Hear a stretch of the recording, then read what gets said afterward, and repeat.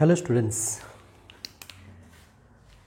આજે આપણે આયનીય બંધની સમજૂતી જોવાના છે. આપણે લવિસ બિંદુ નિરૂપણ જોઈ ગયા, આપણે નિયમનિષ્ઠ ભારની ચર્ચા લાસ્ટ લેક્ચરમાં કરી ગયા, સહસંયોજક બંધ અને સ્વર્ગ સહસંયોજક બંધ પણ આપણે જોઈ ગયા.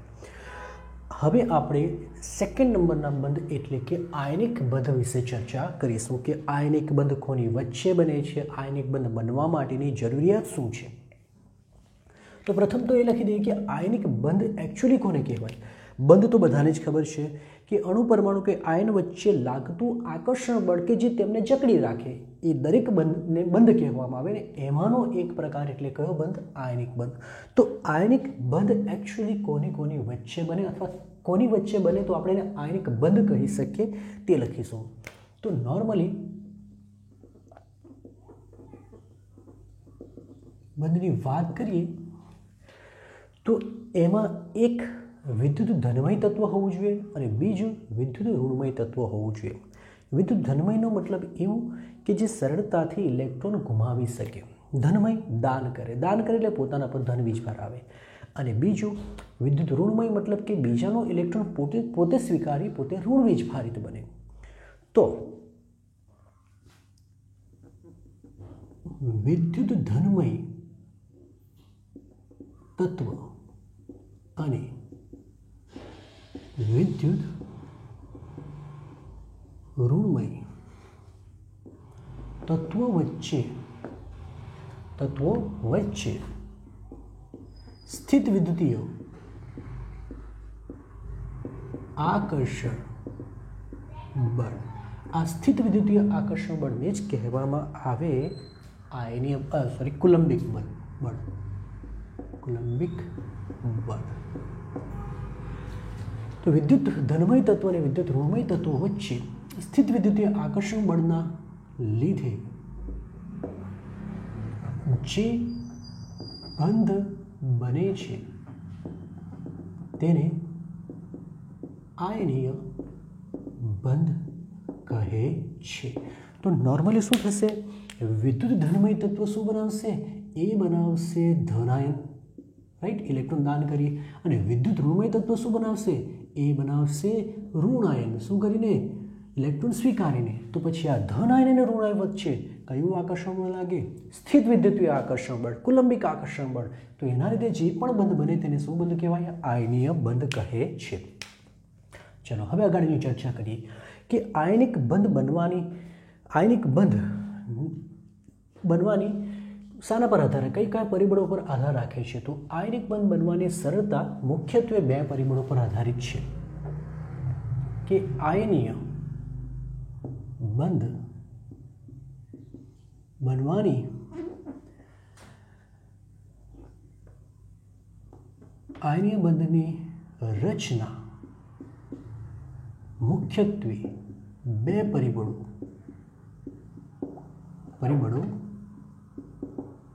પર આધાર રાખે છે. પહેલું પરિબળ શું છે કે કોની વચ્ચે સરળતાથી આયનિક બંધ બનશે? તો ચાલો, કોની વચ્ચે સરળતાથી બનશે? તો જે વિદ્યુત ધનમય હશે. વિદ્યુત ધનમયનો મતલબ શું? તટસ્થ પરમાણુમાંથી સરળતાથી ઇલેક્ટ્રોન ગુમાવીને પોતે શું બની જશે? ધન વીજભારિત બની જશે. અને વિદ્યુત ઋણમય તત્વ એટલે શું? તટસ્થ પરમાણુ હોય પરંતુ સરળતાથી ઇલેક્ટ્રોન સ્વીકારીને શું બની જાય? ઋણમય. તો કહેવાનો મતલબ કે એવા તટસ્થ પરમાણુઓ કે જો સરળતાથી ધનાયન ક્યાં તો ઋણાયનમાં રૂપાંતર પામી શકે તો તેમની વચ્ચે સરળતાથી અને સારામાં સારું શું બની શકે? આયનિક બંધ. તો પ્રથમ એ છે તટસ્થ પરમાણુ માંથી ધનાયન અને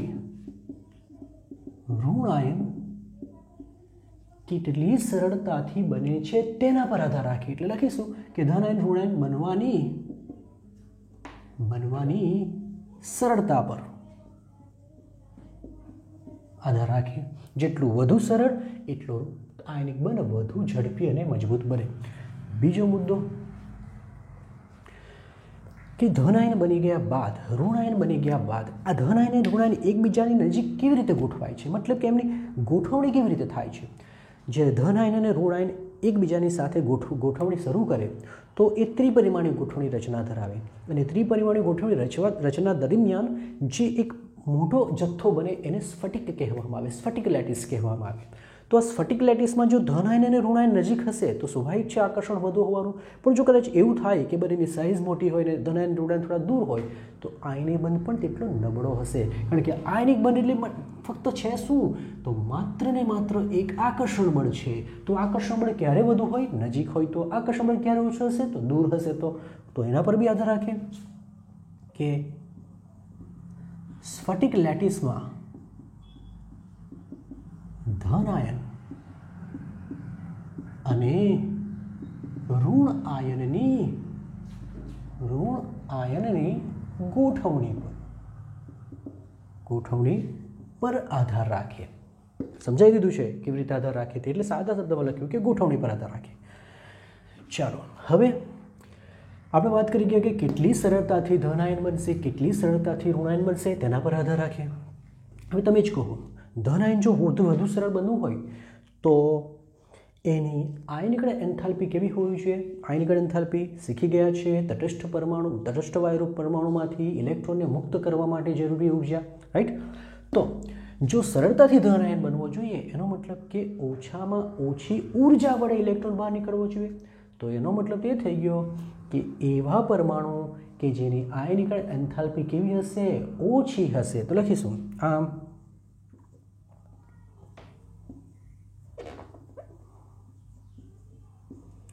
એવા પરમાણુ કે જેની અથવા એવા તત્વો, એમ લખી દઉં, એવા તત્વો કે જેની આયનીકરણ એન્થાલ્પી કેવી હોય? ઓછી. ચલો, આયનીકરણ એન્થાલ્પી ઓછી હોવી જોઈએ. હવે પ્રશ્ન એ છે કે ઋણ આયન કેટલી સરળતાથી બને?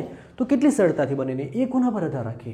તો સમજો, તટસ્થ પરમાણુ હોય એ જ્યારે ઇલેક્ટ્રોન સ્વીકારે અને પોતે ઋણ આયન બને ત્યારે એ ઉર્જા મુક્ત કરે. એ ઉર્જાને કહેવામાં આવે ઇલેક્ટ્રોન પ્રાપ્તિ એન્થાલ્પી. હવે સવાલ એ છે કે ઇલેક્ટ્રોન પ્રાપ્તિ એન્થાલ્પીનું મૂલ્ય ઋણ તો હોય છે, પણ વધુ ઋણ હોય કે ઓછું ઋણ હોવું જોઈએ? તો સાંભળો, તટસ્થ પરમાણુ જેટલી ઝડપથી ઇલેક્ટ્રોન સ્વીકારશે એટલી વધારાના વધારે ઉર્જા મુક્ત કરશે. એનો મતલબ કે એટલી વધુ ઋણ ઇલેક્ટ્રોન પ્રાપ્તિ એન્થાલ્પી થશે. તો હવે જો ઋણ આયન વધુ સરળતાથી બનવો જોઈએ તો હોય તો એનો મતલબ એ કે તટસ્થ પરમાણુ વધુ સરળતાથી વધુ ઝડપથી ઇલેક્ટ્રોન સ્વીકારતો હોવો જોઈએ. વધુ ઝડપથી ઇલેક્ટ્રોન સ્વીકારતો હોવો જોઈએ એનો મતલબ કે વધુને વધુ ઉર્જા મુક્ત કરતો હોવો જોઈએ. લખીએ એટલે કે આયનિકરણ એન્થાલ્પી ઓછી અને ઇલેક્ટ્રોન પ્રાપ્તિ, બોલો, એન્થાલ્પી કેવી હોવી જોઈએ? વધુ. કેવી હોવી જોઈએ? ઋણ હોવી જોઈએ, રાઈટ? એ પણ ખબર છે કે ધન આયન એ ઇલેક્ટ્રોન પ્રાપ્તિ ક્રિયા સાથે સંકળાયેલું છે ને ઋણ આયન ઇલેક્ટ્રોન તટસ્થ પરમાણુમાંથી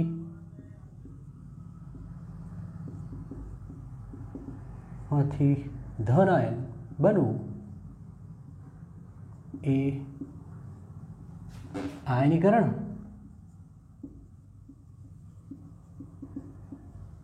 અને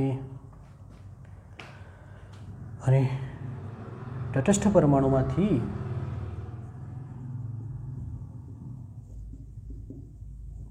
ઋણ આયન બનવું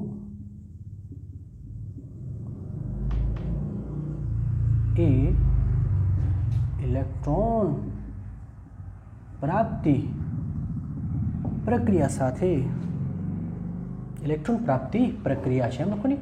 આયનીકરણ પ્રક્રિયા એ પ્રક્રિયા શબ્દો ઉમેરી દે. આયનીકરણ પ્રક્રિયા અને ઇલેક્ટ્રોન પ્રાપ્તિ પ્રક્રિયા છે અને સાથે સંકળાયેલી ઉર્જાને આયનીકરણ એન્થાલ્પી અનુક્રમે ઇલેક્ટ્રોન પ્રાપ્તિ એન્થાલ્પી કહે છે. ચાલો જોઈશું આપણે.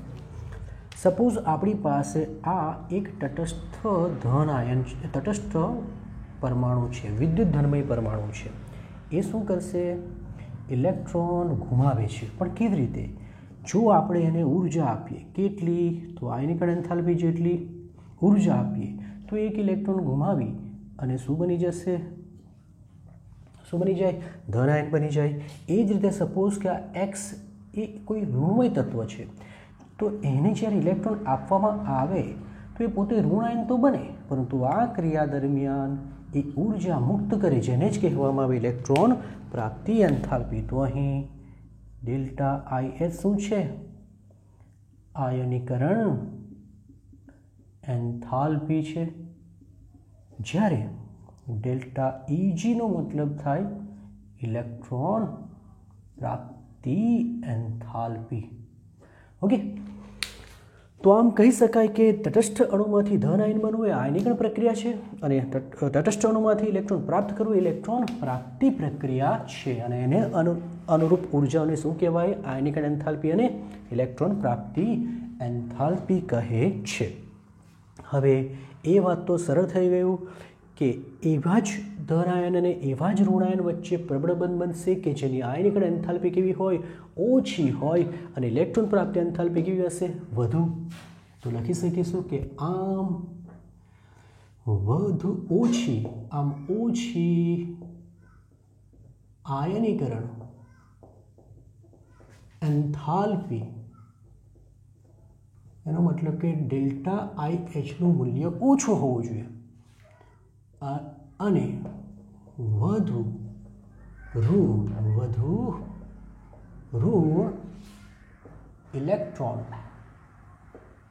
પ્રાપ્તિ એન્થાલ્પી, એનો મતલબ કે ડેલ્ટા EG નું મૂલ્ય વધુ ને વધુ ઋણ હોવું જોઈએ. પ્રાપ્તિ એન્થાલ્પી ધરાવતા તત્વો વચ્ચે પ્રબળ કયો બંધ બને છે? આયનીય બંધ બને છે. આયનીય બંધ બને છે, અને તેઓ વધુ સ્થાયી હોય છે. તો ક્લિયર હોવું જોઈએ કે એવા આયનીય સંયોજન મતલબ જેમાં આયનિક બંધ બને, તો એવા આયનીય સંયોજન કે જેમાં આયનીય બંધ મજબૂત, તો તેની સ્થિરતા કેવી હશે? વધારે હોય છે. અને એવા આયનીય બંધ એવા તત્વો વચ્ચે બનશે કે જેની આયનીકરણ એન્થાલ્પી ઓછી, પરંતુ ઇલેક્ટ્રોન પ્રાપ્તિ એન્થાલ્પીનું મૂલ્ય કેવું હોવું જોઈએ? વધુ ઋણ હોવું જોઈએ. આયનીકરણ એન્થાલ્પી ઓછી અને ઇલેક્ટ્રોન પ્રાપ્તિ એન્થાલ્પીનું મૂલ્ય કેવું હોવું જોઈએ? વધુ ઋણ હોવું જોઈએ. તો તેવા કિસ્સામાં જે બંધ બનશે તે મજબૂત પ્રબળ બનશે. તો આપણે અહીં ખાલી એમ યાદ રાખી મૂકીશું કે આયનીય બંધની પ્રબળતા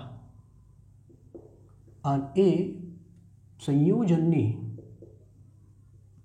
સ્થાયીતા સાથે સીધો સંબંધ ધરાવે છે. સંયોજનની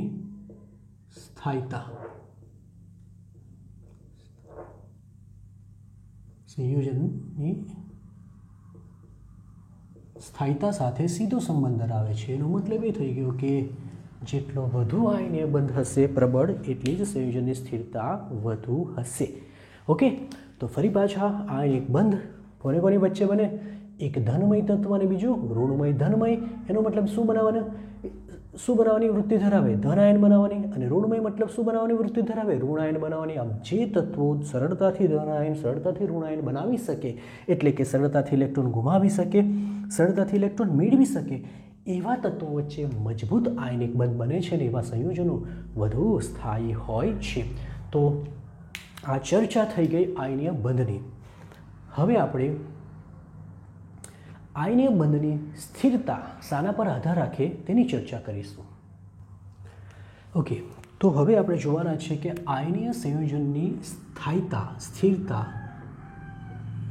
શાના પર આધાર રાખે? ખૂબ અગત્યનું છે. ખૂબ અગત્યનું છે.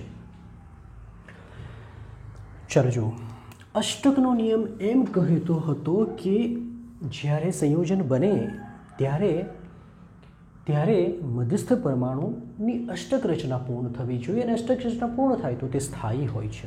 વાત તો ક્લિયર છે, વાત તો જોવા જાય તો સાચી છે. પણ શું અષ્ટકનો નિયમ આયનીય સંયોજનની સ્થિરતાની સમજૂતી આપી શકે છે? તો નહીં, અને તે આપણે જોઈએ. ઉદાહરણ લઈને જોઈશું. બરાબર, ઉદાહરણ લઈને આપણે જોઈશું. ઓકે, ચાલો આપણે એક ઉદાહરણ લઈ લઈએ આયનીય સંયોજન. જેમ કે આયનીય સંયોજન NaCl નું ઉદાહરણ આપણે લઈ લેશું. NaCl ની આયનીકરણ એન્થાલ્પી અને આયનીય સંયોજનમાં રહેલા Na ની આયનીકરણ એન્થાલ્પી અને Cl ની આયનીય સંયોજન NaCl નું ઉદાહરણ લેવાના માં આયનીકરણ એન્થાલ્પી અને ઇલેક્ટ્રોન પ્રાપ્તિ એન્થાલ્પી નો સરવાળો તમે જોશો ને, આ સરવાળો તો આ સરવાળો કેવો મળે છે ચલો જોઈશું આપણે. Na સોલિડ હોય છે, જ્યારે એને ઉર્જા આપવામાં આવે જેમ કે એને જ કહેવામાં આવે આયનીકરણ એન્થાલ્પી, તો એ Na પ્લસ ગેસ અને ઇલેક્ટ્રોનમાં રૂપાંતર પામે, મતલબ કે ઇલેક્ટ્રોન ગુમાવે. આ ક્રિયામાં જે આયનીકરણ એન્થાલ્પી છે આ એનું મૂલ્ય છે +458.8 કિલોજૂલ પર મોલ. સમજો બરાબર, મૂલ્ય જરા ધ્યાનથી જોવાનું છે. +458.8 કિલોજૂલ પર મોલ. નેક્સ્ટ Cl બરાબર, Cl જ્યારે ઇલેક્ટ્રોન સ્વીકારે તે Cl માઇનસ બનશે. આ ક્રિયાને આપણે ઇલેક્ટ્રોન પ્રાપ્તિ પ્રક્રિયા કહેશું. તો એની સાથે સંકળાયેલી ઉર્જાને ઇલેક્ટ્રોન પ્રાપ્તિ એન્થાલ્પી કહેવામાં આવે.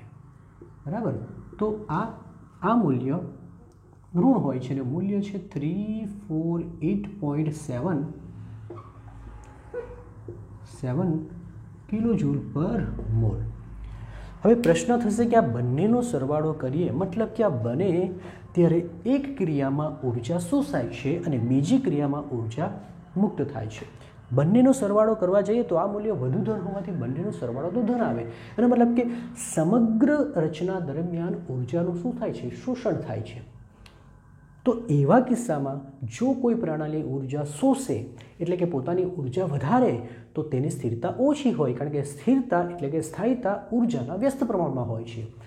જેમ ઉર્જા ઓછી થશે તેમ સ્થાયીતા વધશે. તો અહીંયા પ્રશ્ન એ થઈ ગયો કે નો સરવાળો ધન હોવા છતાં NaCl ધન છે, તેથી ધન છે તેથી NaCl એમ લખીશું કે સરવાળો ધન હોવા છતાં, કારણ કે ધન હોય તો સ્થિરતા ઓછી હોય, પરંતુ ધન હોવા છતાં સંયોજન સ્થાયી છે. હવે આ કેમ છે એ જ આપણે સમજવાના છે. ફરી પાછા જો શું કહીએ છીએ કે તટસ્થ પરમાણુમાંથી ધન આયન બને, પછી તટસ્થ પરમાણુ ઋણ આયન બનાવે. તો આ ક્રિયા દરમિયાન આયનીકરણ એન્થાલ્પી પ્લસ છે ને આ ઋણ છે, તો સરવાળો કરીએ તો બી ધન જ મળે છે. એનો મતલબ કે સમગ્ર પ્રક્રિયામાં નેટ પરિણામી ઉર્જા તો ધન મળે છે. હવે જો ધન થાય એનો મતલબ કે ઉર્જાનું શોષણ થાય, ને આવું જો થાય તો સંયોજન સ્થાયી રહી શકે નહીં. છતાં સંયોજન સ્થાયી છે, તો તે આપણે સમજાવવાનું કે કેમ સ્થાયી છે. છતાં સંયોજન સ્થાયી છે કારણ કે Na પ્લસ અને Cl માઇનસ, Na પ્લસ અને Cl માઇનસ મતલબ કે ધન આયન ઋણ આયન, જ્યારે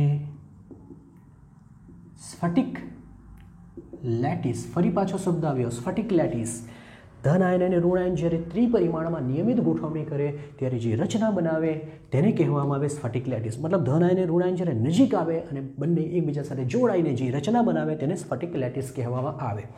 તો Na પ્લસ અને Cl માઇનસ જ્યારે સ્ફટિક લેટિસની રચના કરે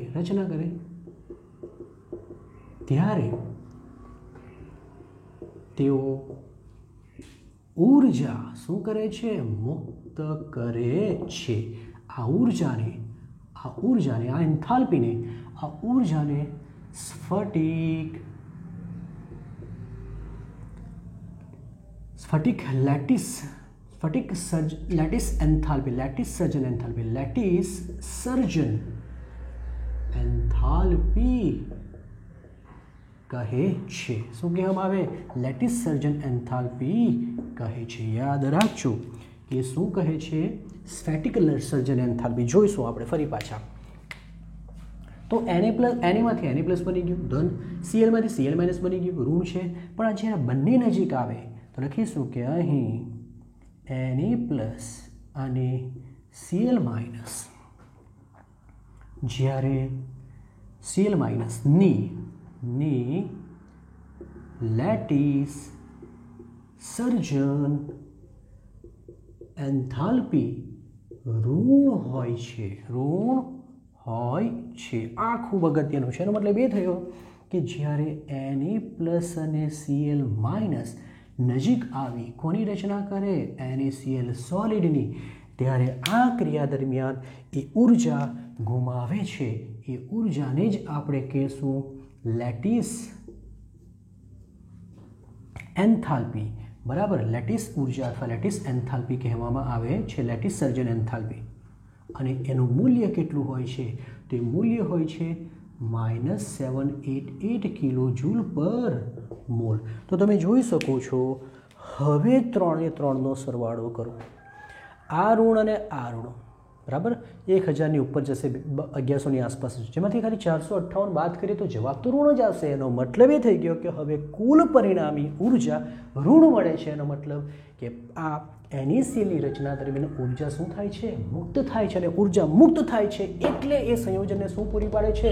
સ્થિરતા પૂરી પાડે છે. તો એમ કહી શકાય કે આયનીય સંયોજનની સ્થિરતા એ તેની લેટિસ સર્જન એન્થાલ્પી પર આધાર રાખે છે, નહીં કે અષ્ટક રચના. અષ્ટક રચના એમ કહે છે કે જ્યારે ધન આયન ઋણ આયન બને ત્યારે નિષ્ક્રિય વાયુજીવ રચના પ્રાપ્ત કરે. નો ડાઉટ આ બંને નિષ્ક્રિય વાયુજીવ રચના પ્રાપ્ત કરે, પણ ફક્ત અને ફક્ત આટલું જોવાથી આપણને સ્થિરતા સમજ પડતી નથી. કારણ કે અહીં આટલા બેનો સરવાળો તો ધન મળે છે, પરંતુ જ્યારે આપણે લેટિસ સર્જન એન્થાલ્પીને જોઈએ ત્યારે જ ખબર પડે કે આ મૂલ્ય માઇનસ મળે છે. એનો મતલબ કે પરિણામી મૂલ્ય બી ઋણ મળે છે. અને એટલે પ્રક્રિયા દરમિયાન ઉર્જા શું થાય છે? મુક્ત થાય છે. અને સંયોજન કેવું બને છે? સ્થાયી બને છે. તો લખીશું કે આમ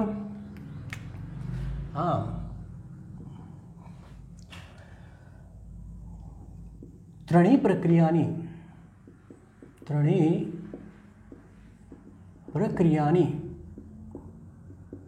પરિણામી ઉર્જા ઋણ મળે છે. એટલે કે જેટલી ઉર્જા શોષાય એના કરતાં વધુ ગુમાવે છે. એટલે કે જેટલી ઉર્જા શોષણ પામે તેનાથી વધુ મુક્ત થાય છે. જે સંયોજનને શું પૂરી પાડે છે? સ્થાયીતા પૂરી પાડે છે.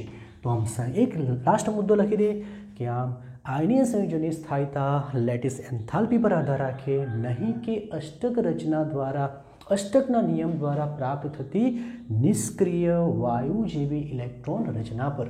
ઓકે, આમ આયનીય સંયોજનની સ્થાયીતા લેટિસ સર્જન એન્થાલ્પી પર આધારિત છે, નહીં કે અષ્ટકના નિયમ મુજબ આયનોએ પ્રાપ્ત કરેલી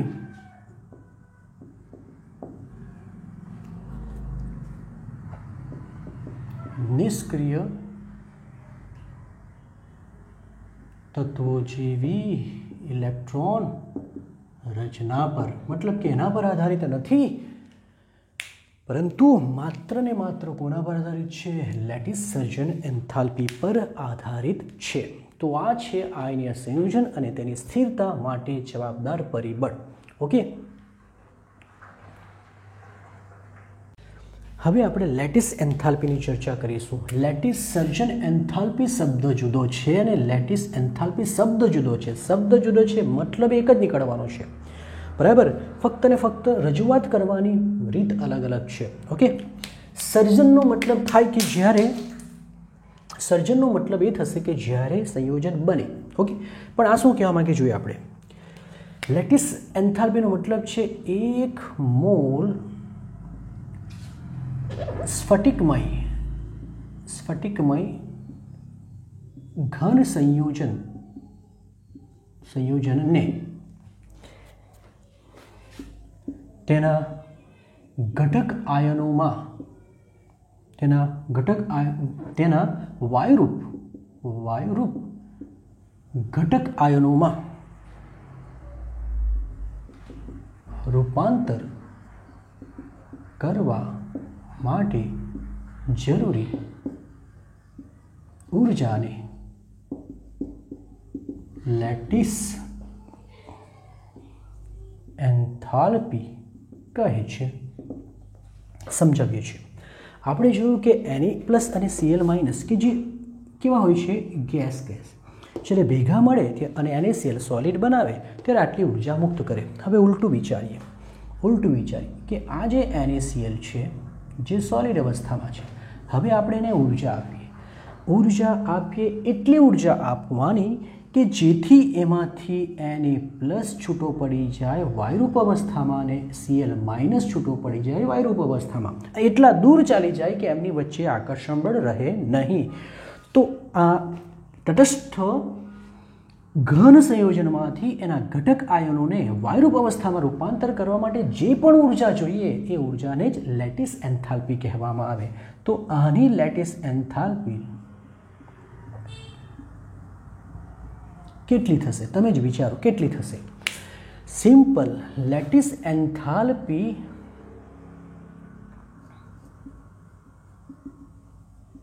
બોલો.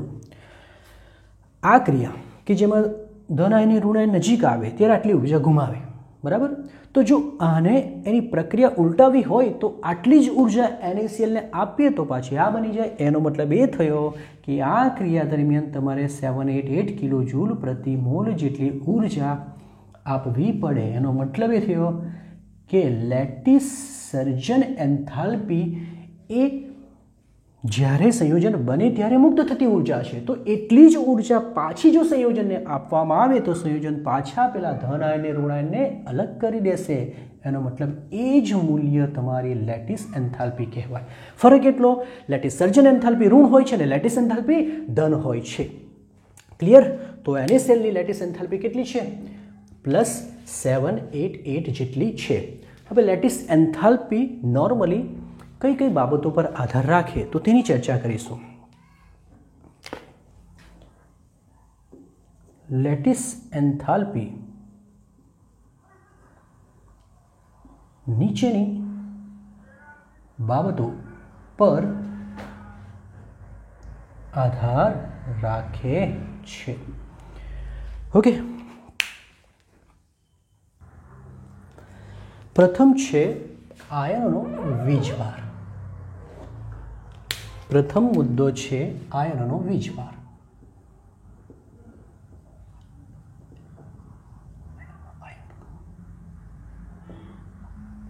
ચલો, આયનનો વીજભાર તો યાદ રાખજો. શું યાદ રાખવાનું છે? કે લેટિસ એન્થાલ્પી એ આયનના વીજભારના સમપ્રમાણમાં છે. વીજભારના કેવા પ્રમાણમાં છે? સમપ્રમાણમાં.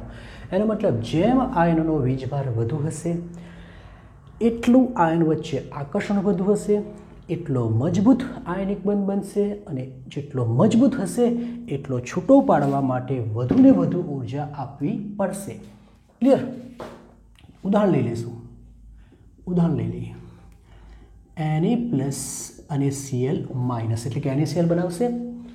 એ જ રીતે આપણી પાસે MgCl2 છે કે જેમાં Mg2+ આવે અને આ -1 આવે, અથવા તો તમે Ca લઈ લો. એ જ રીતે તમારી પાસે MgO છે. પ્રશ્ન થશે કે આ બધા જ આયનીય સંયોજન છે. આ બધા જ આયનીય સંયોજન છે. આના પર +1, આના પર +1, એટલે કે આ એક સંયોજકતા ધરાવે છે. એક સંયોજકતા વાળો છે. આમાં +2 અને +1 છે એટલે કે 2 અને 1 સંયોજકતા, એનો મતલબ કે વીજભાર 1 પર 2 અને 1. જ્યારે અહીં તમે જોશો કે અહીં +2 તો અહીં -2, એનો મતલબ કે 2 સંયોજકતાવાળા છે. હવે તમે કહો શું કહ્યું આપણે? લેટિસ એન્થાલ્પી એ આયનના વીજભારના સમપ્રમાણમાં છે. તો અહીં +1 જ છે, માટે એમની વચ્ચે આકર્ષણ ઓછું હશે. એના કરતાં વધારે થોડું અહીં હશે, કારણ કે અહીં +2 થઈ ગયો તો થોડોક તો વીજભાર વધી ગયો, માટે આકર્ષણ વધી ગયું. જ્યારે સૌથી વધુ અહીં હશે, કારણ કે અહીં ધન આયનનો પણ +2 છે અને ઋણ આયનનો પણ +2 છે. એનો મતલબ કે લખીશું લેટિસ એન્થાલ્પી નો જો ક્રમ કહીએ તો આના કરતાં વધુ આનો હશે. ક્લિયર થયું? તો યાદ રાખવું પડશે. અને બીજું છે આયનનો કદ. આયનનો કદ મતલબ કે આકાર, અણુની વાત કરીશું. તો એમાં પણ તમારે યાદ રાખવાનું છે કે લેટિસ એન્થાલ્પી એ આયનના કદના વ્યસ્ત પ્રમાણમાં છે. કેવા પ્રમાણમાં છે? વ્યસ્ત પ્રમાણમાં. એનો મતલબ કે આયનનું કદ મોટું તો લેટિસ એન્થાલ્પી ઓછી. એનું પણ ઉદાહરણ લઈશું. આપણે જોઈએ NaF અને NaCl લઈ લઈએ એક ઉદાહરણ. શું લાગે તમને? Na તો સરખા છે, પરંતુ F કરતાં Clનું કદ મોટું છે, અને કદ મોટું માટે આકર્ષણ ઓછું, અને આકર્ષણ ઓછું માટે લેટિસ એન્થાલ્પી ઓછી. તો અહીં